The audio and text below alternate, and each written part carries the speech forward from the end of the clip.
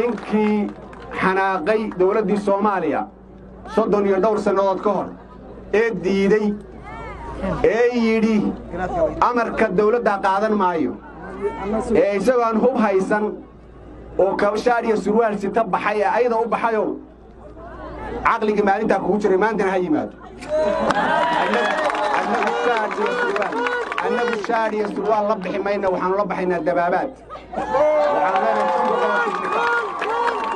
waxaan boqol oo tiknika baanu haysanaa hadday ugu yaraato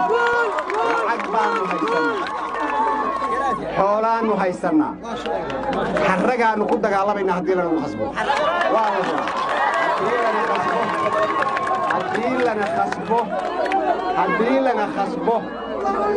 haddii lana khasbo digaag iyo qabandi midna ku dagaalamayna hilib geel iyo hilib adhi baanu ku dagaalamayna